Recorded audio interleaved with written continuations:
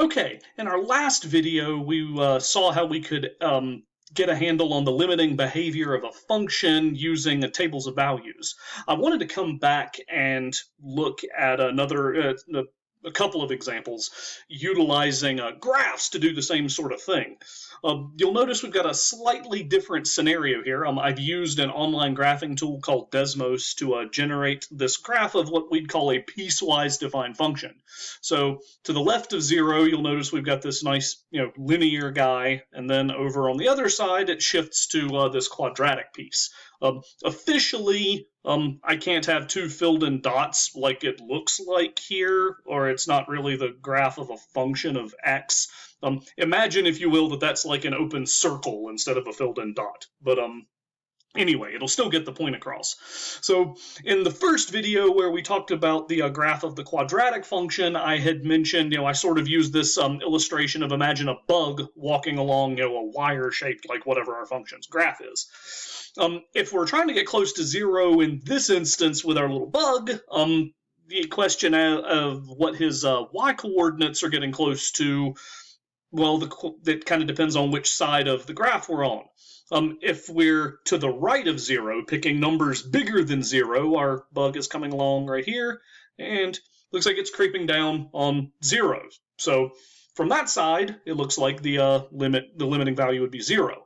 On the other hand, if we had jumped over here to the left and sort of creeped our way up in this direction, you'll see our values are, instead of approaching 0, they're approaching 2.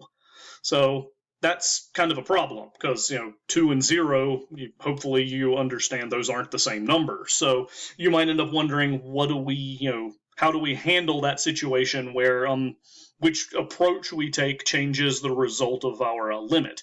In this instance, we would actually say that the overall limit of our function does not exist. Frequently, you'll see in web work and in resources around about calculus, you'll often see the letters D and E used sort of as shorthand for does not exist. It's not something you'd like to do arithmetic with, but it gets the job done. Now, we can still say something about the behavior of our function, though.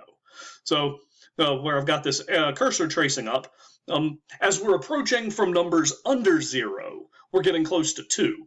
We would say that the left-hand limit of our function is, in fact, approaching 2. So the left-hand limit of f of x as x approaches 0 would equal 2.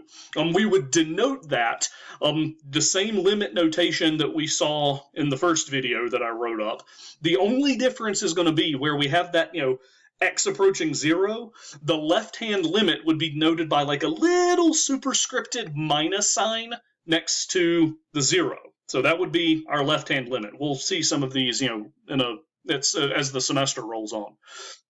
On the other hand, if we were coming in from the right, all our numbers are bigger than 0. That's what we would call a right-hand limit. That, I guess, stands to reason once you know that we talk about a left-hand limit on one side. The notation there, you might also be able to guess that, we use that exact same limiting notation, but instead of a superscripted minus, we're going to have a superscripted plus symbol. So we have a left-hand limit, that's the minus, the right-hand limit coming in is a plus. If they don't agree, then the overall limit does not exist. If they do agree, then that common value they have is the overall limit of the function as we approach our point in question. All right, so that's one example. I wanted to dig in and take a look at another one. So if you haven't already noticed, there's an example PDF file sitting in our Moodle course. I would ask you, if you have not already done so, go ahead and grab that guy and open him up, print a copy, keep it handy, what have you, while we take a look at some stuff on there. So hang around for just a sec while I get things rearranged. All right, we're back. As I said, this is just a blown-up picture from that handout file that I said is posted in Moodle. So again, if you haven't already grabbed it, go ahead. I can wait. Pause and whatnot. So underneath the picture on the handout file, there's a whole lot of individual questions asking us to use this graph of y equals f of x to try to determine, limiting value and function value behavior of the function. So I'm just going to kind of make my way through these bad boys here, and then we'll see how it all shakes out. Letter number A on the file says we want the limiting value of f of x as x is approaching 0. So again, remember that that's saying our x coordinate of 0 is living right here, and we want to know what our function's y coordinates are doing as we get close to that point. So coming up here, as we creep in on 0 this way, we're getting close to 2. We've already said that we have to have the same thing happening from both sides. Sure enough, it looks like the same thing is happening from the left, just like we saw on the right. So as a result, we would say the overall limit of f of x as we get close to 0 is in fact 2, where it looks like that y coordinate is tagging. B, coming up after that, asks for the limiting value of f of x as x gets close to -3. So x equals -3 is going to be right here, halfway between -2 and -4, like it does. And again, the same thing is happening. We're approaching the same y coordinate from both the right and the left here. So you'll note coming down this way, we're getting close to, it looks like pretty sure it's supposed to be -1. If you really trace it back, you can tell this is hand drawn. We missed a bit, but we're supposed to be getting close to -1. So we come in from the right. Same thing is happening with our little bug walking up toward that open dot to the left. Again, remember, the limit focuses on what's happening around the target point, not at the target point. So our limiting value here would match up with where that open circle is, which is supposed to be at -1. The next guy up, C, doesn't have a limit in front of it at all. That's not a typo. It says f of -3. That's the actual function value. And hopefully you'll recall that open circle means it's not actually defined there. It's defined up here. So our function value at -3 is +1, which again, hopefully you don't need me to tell you that +1 and the limiting value of -1 aren't the same thing. I'm just trying to hammer that point home. Okay, now we get to some of that one-sided limit business. So letter D asks for the limit of f of x as x approaches -1, and hopefully you can see in the PDF there's a little superscripted minus sign. Like I just said, that minus sign in the superscript indicates a left-hand limit. So -1 lives right here on the x-axis. What is our graph doing as our bug walks in from the left? It's climbing up toward that open circle is at 1. So the limit as we approach -1 from the left is going to be 1. Right underneath there, it asks for the limit as x approaches -1 from the right. Notice that plus. Again, the plus in that superscript indicates a right-hand limit. And if our bug walks along in this direction from the right, you can tell it's getting close to the filled-in circle that's sitting at 2. Also, since that's the filled-in circle, you can go ahead and jump back up to the top of the next column there where it says f of -1. That's the actual function value at -1. So that would, in fact, also be 2. So the limit from the right and the function value are both here at 2. Now, G asks for the overall limit. And again, we talked about this with that last example. The left and right-hand limits have to agree in order for the general or overall limit to exist. From the right, we're approaching 2. From the left, we're approaching 1. 1 is not equal to 2, so our conclusion is that the overall limit as we approach -1 does not exist. Okay, so then a little more of that left-hand, right-hand stuff.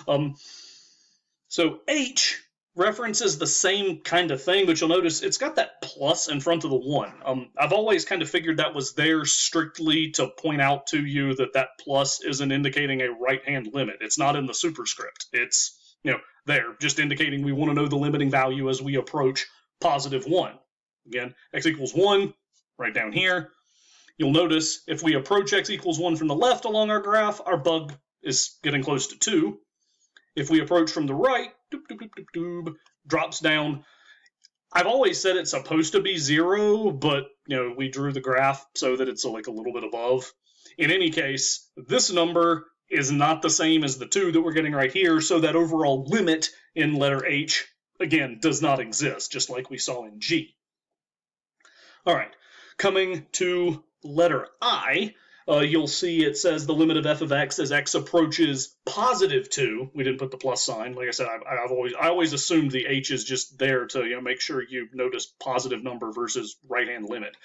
But it does say an overall limit as we approach 2. Well, here's x equals 2. As we come in from the left, we've got this kind of quadratic curvy thing coming up, but it looks like we're getting close to 1.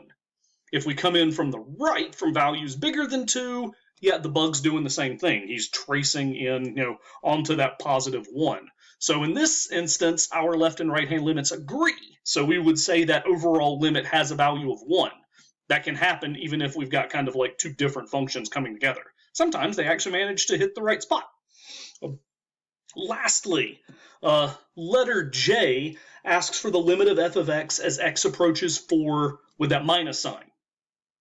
Real quick, what does the minus in that superscript mean? That's right, it means that we want a left-hand limit, which is good because if you look to the right of 4, well, we don't have anything. So imagine our bug, one last time, creeping in towards an x-coordinate of 4. What are its y values getting close to? Well, getting close to where this open dot is, tracing back. That looks like -1. So that final limit would have a value of -1. Again, note the difference between that and the function value, which is this kind of filled in guy at 0. So just hammering that point home one more time. Remember, limits are about what's happening as we get close to the target number, not what's happening right at the number. All right, so that's gotten a fair bank of examples for looking at graphs, looking at tables. That's all for this week. In our next section, we're actually going to start trying to come back and answer that question about what if our function comes to us via a formula. So, that's it for the week. So, enjoy your weekend. Don't work too hard.